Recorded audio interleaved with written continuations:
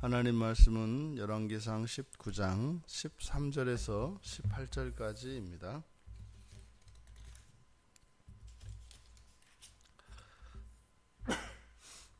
우리 같이 한 목소리로 함께 읽겠습니다. 엘리야가 듣고 겉옷으로 얼굴을 가리고 나가 굴 어귀에 섬에 소리가 그에게 임하여 이르시되 엘리야야 내가 어찌하여 여기 있느냐.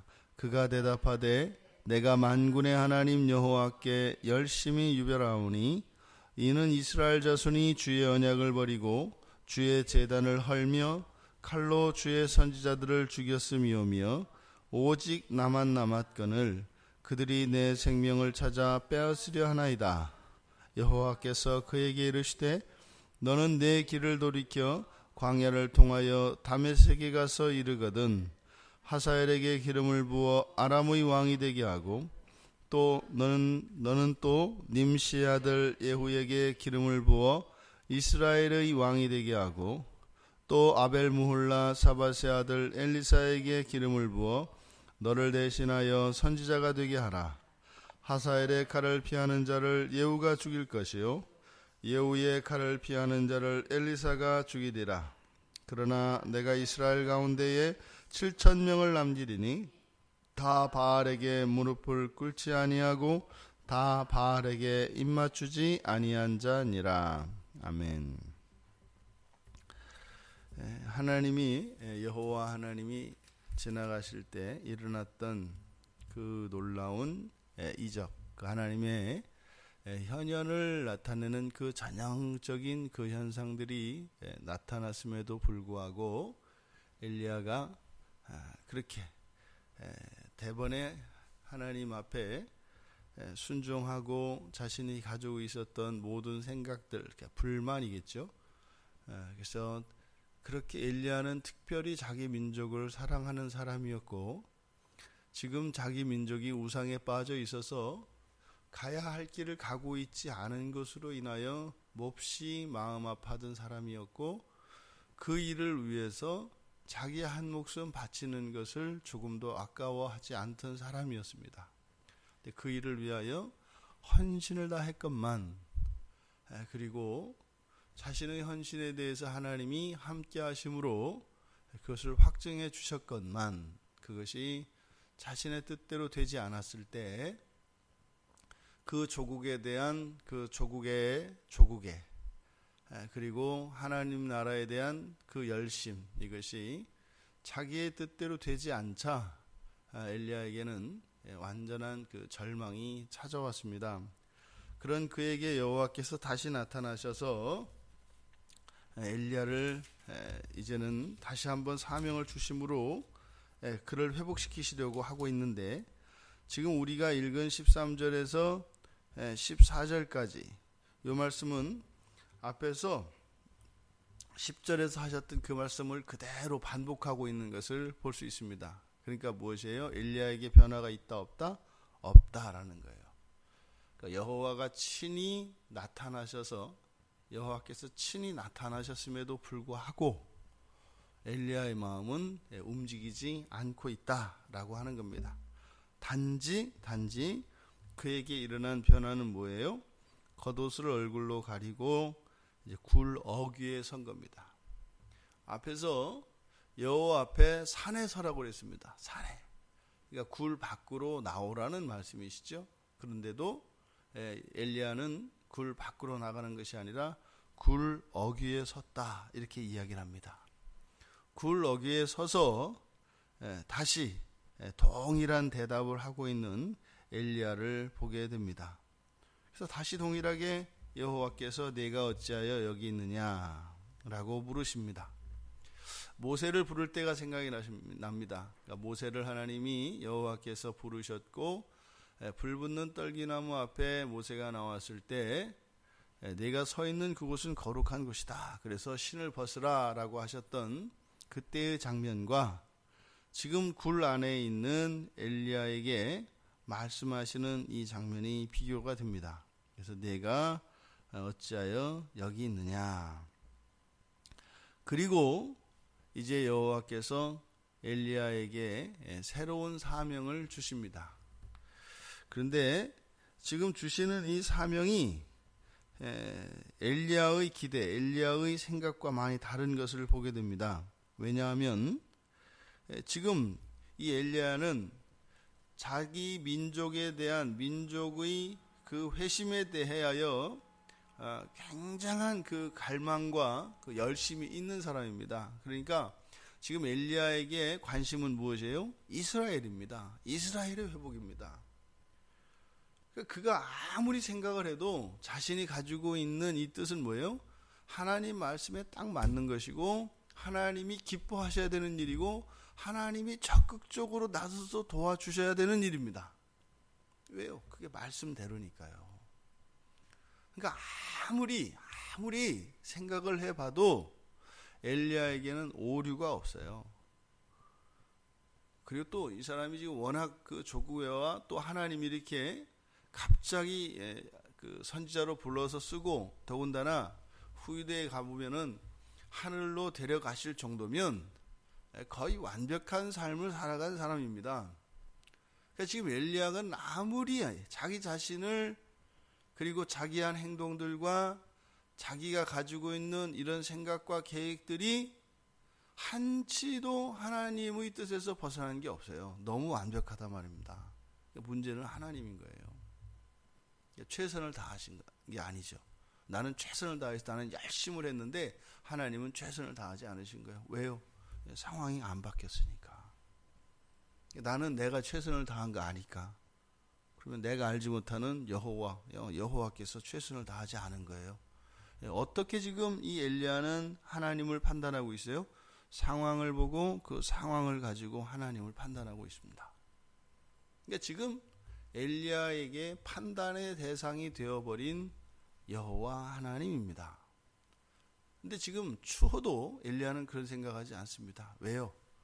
자기 자신은 옳다라고 하는 전제 하에서 하고 있는 생각이기 때문입니다. 추호도 자기가 틀릴 것이다, 틀리다. 이때 틀리다라고 하는 것은 항상 우리가 옳고 그른 시비의 문제로만 볼 것이 아니에요. 항상 우리의 상황은 이렇게 시비의 문제로만 오는 것이 아니라 다름의 문제로도 옵니다. 다름이라고 하는 것은요, 시차에 있을 수도 있습니다. 방법에 있을 수 있습니다. 또 그 결과에 있을 수도 있습니다. 그런데 지금 엘리야는 시비의 문제로 이 상황을 보았을 때 반드시 이스라엘은 그렇게 돼야 하는 겁니다. 그런데 하나님은 지금 이것을 시비의 문제로 보고 있지 않아요. 우리들의 인생 가운데 하나님이 개입하실 때도 마찬가지입니다. 우리가 우리의 인생을 그리고 나 자신의 신앙과 나의 삶의 문제를 옳고 그름의 문제만 가지고 들여다보면 문제 그 상황에 대해서 제대로 파악하지 못하고 이해를 잘못할 수밖에 없는 그런 일들이 일어납니다. 세상은 옳고 그름으로 이루어지는 게 아니거든요. 보십시오. 사람들 간의 갈등과 이런 다툼의 이유가 항상 옳고 그름의 문제만으로 일어납니까? 그렇지 않습니다. 다름의 문제입니다. 그러니까 옳고 그른 것, 즉 정의 편에 서는 것, 이것이 하나님의 뜻이 아닙니다. 중요한 것은 무엇이에요? 하나님의 뜻 그 자체에 서는 것, 이것이 순종이다 이 말이죠. 엘리야에겐 아직 그것이 받아들여지지 않고 있습니다. 옳은 길을 가면 하나님도 나를 따라와야 된다라고 하는 생각을 가지고 있습니다. 그런데 우리가 항상 가지고 있는 것은 뭐예요? 제한적이고 상대적인 판단일 수밖에 없습니다. 우리가 그것이 옳은 일이라, 즉 선악간에 우리가 심판을 하고 판단한다 할지라도 선과 악이 너무나 쉽게 뒤집히는 이 세상입니다. 어떤 사람이 악인이에요. 절대적으로 불신앙에 있는 사람이고요. 악인이에요. 그랬는데요, 그 사람의 속사정과 그 정황에 대한 모든 이해를, 그 모든 사실을 알고 나면요, 바뀌어요. 선과 악이. 우리들이 가지고 우리가 할 수 있는 일은 그런 겁니다. 그래서 무한하시고 영원하신 그 하나님의 뜻에 따르는 것, 그것이 절대 선인 겁니다. 지금 여호와 하나님께서 엘리야에게 주신 명령은 무엇이에요? 아람의 왕을 만드는 겁니다. 지금 하사엘에게 기름을 부어서 아람의 왕이 되라. 지금 이스라엘의 안위에 대해서, 이스라엘의 회개 회심에 대해서 고민하고 하나님께 기도하며 지금 땡깡을 부리고 있는 엘리야에게 이것은 불난집에 부채질하는 것도 아니고요, 오히려 지금 이스라엘의 적이 되는 아람 왕을 세우는 일에 엘리야를 사용하십니다. 그러더니 다시 님시의 아들 예후에게 기름을 부어서 이스라엘의 왕이 되게 하라고 합니다. 그러니까 이때 이제 엘리야가 무슨 일을 하시려는가 보다 생각을 하겠죠. 왜요? 아합 왕이 돌이키지 않았으니까 왕을 바꾸시려고 하는 거구나. 그래도 여전히 이 엘리야의 마음속에는 바로 하사엘을 아람 왕으로 세우는 것에 대해서는 이해가 되지 않았을 겁니다.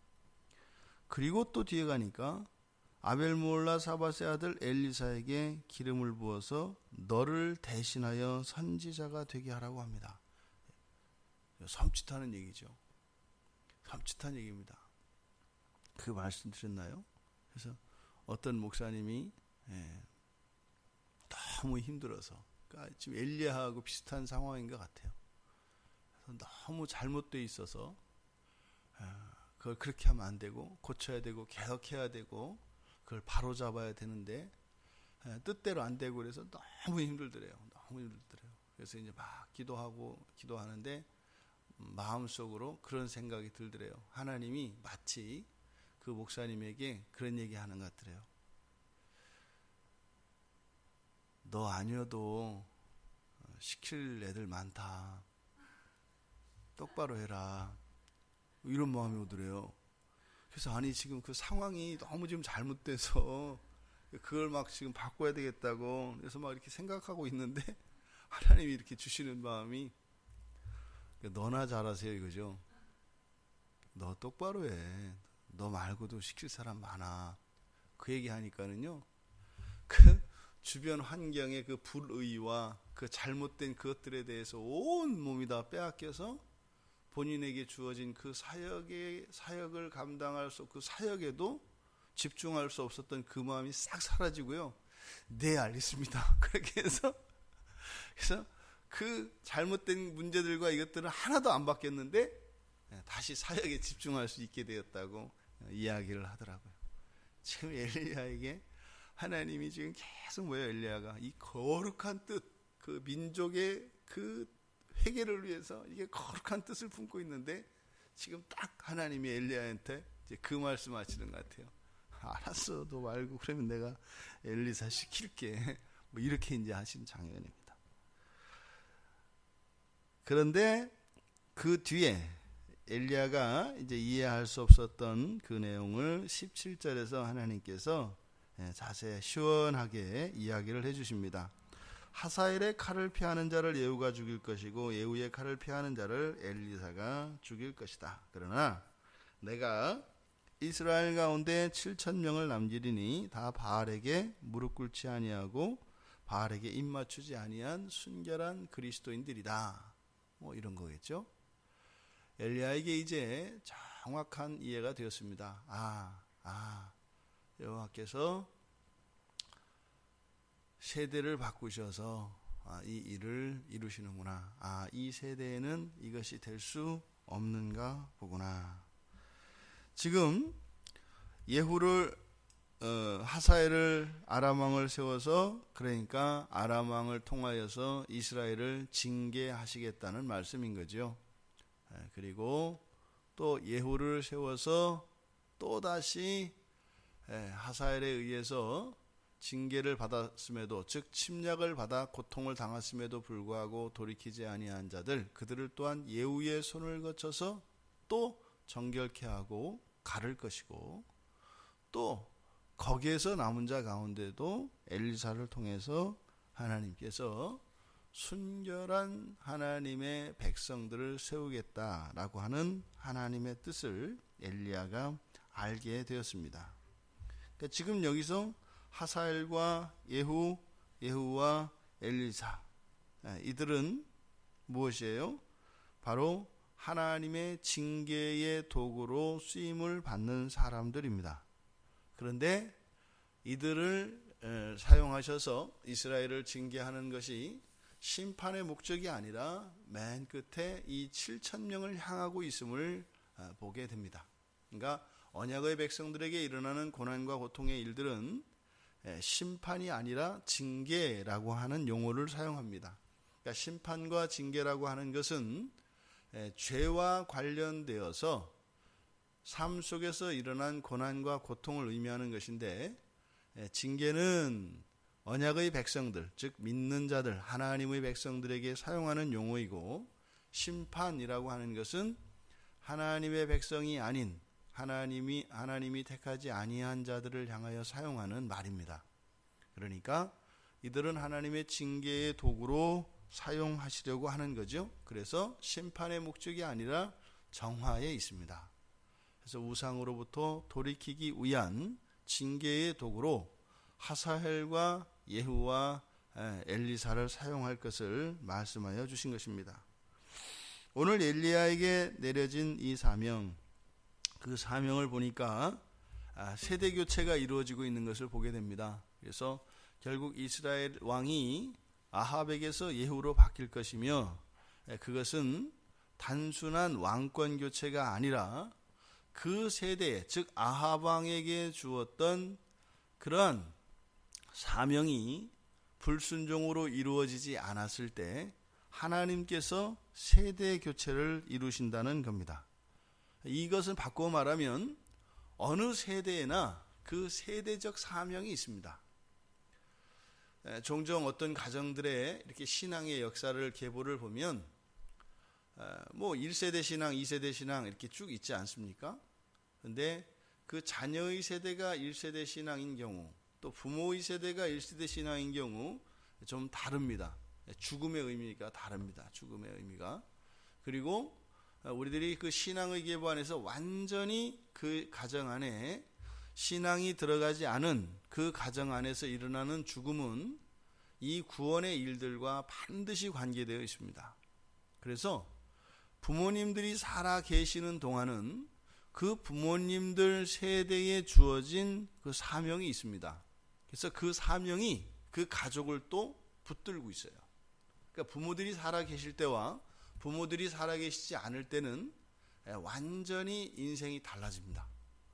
어쨌든 그 부모들이 경제적 능력이 없고 심지어는 아주 큰 병에 걸려서 자신의 몸조차도 운신할 수 없는 그런 장애의 상태에 있을지라도 그 부모님이 존재하는 그 기간, 살아계시는 그 기간 동안은 그 세대에 주신 사명이 있어서 누구든 순종이든 불순종이든 어떠한 형태로든지 그 세대적 사명을 감당하게 되어 있습니다. 그래서요, 부모님이 살아계시는 동안은 이러네 저러네 해도 부모님들이 어떠한 그 구원을 하나님이 이루어 가시는 구원에 대한 구원과 관련되어진 그런 사명을 감당하고 있기 때문에 부모의 덕을 입고 있는 것이 됩니다. 근데 부모님이 돌아가시게 되면은 그 부모의 세대에 있었던 그 사명이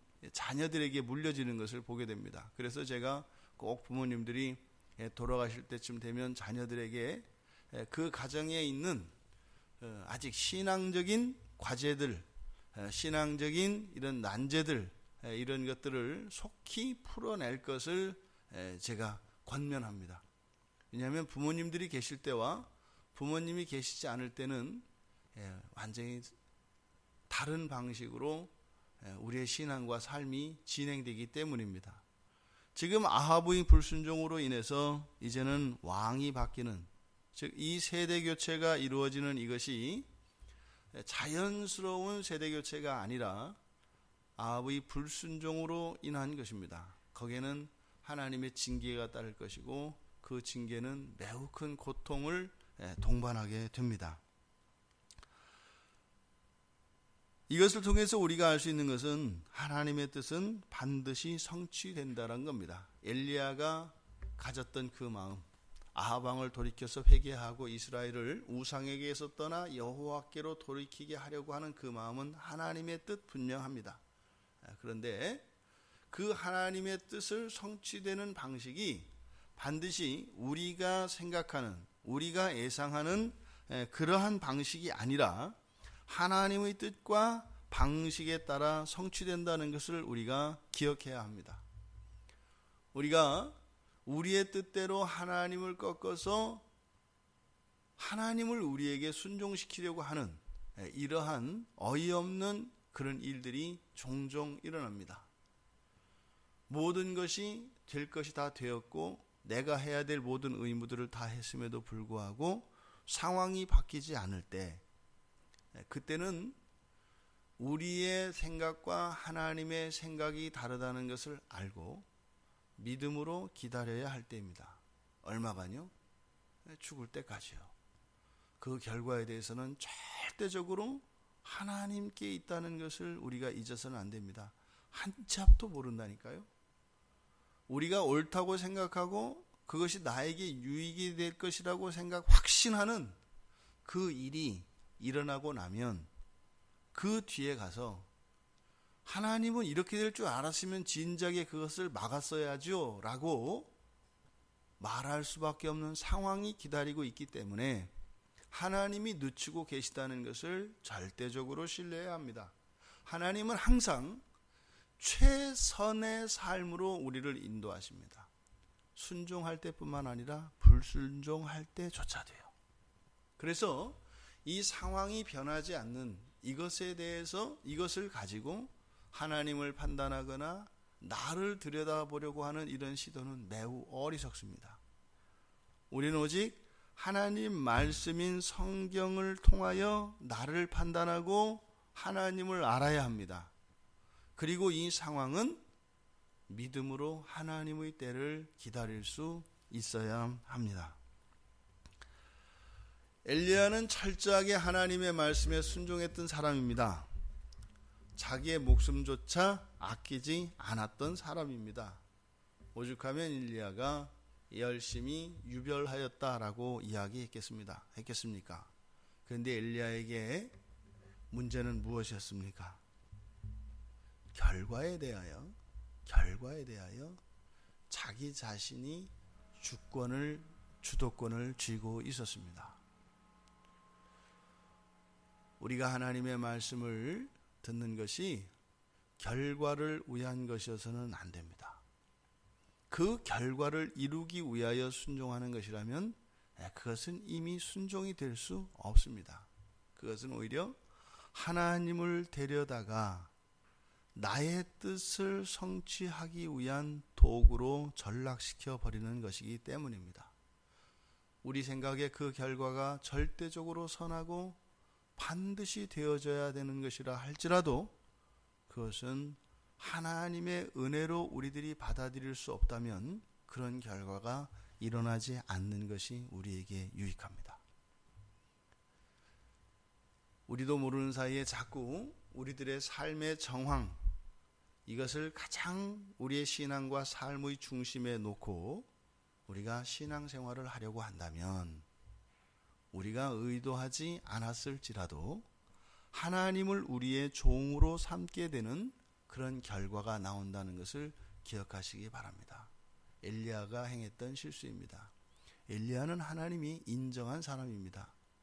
하지만 그에게도 이렇게 치명적인 약점이 있을 수밖에 없다는 것, 이것은 이 세상을 살아가는 모든 사람들은 절대적으로 무능하며 절대적으로 부패한 죄인이라는 것을 한순간도 잊어서는 안 됩니다.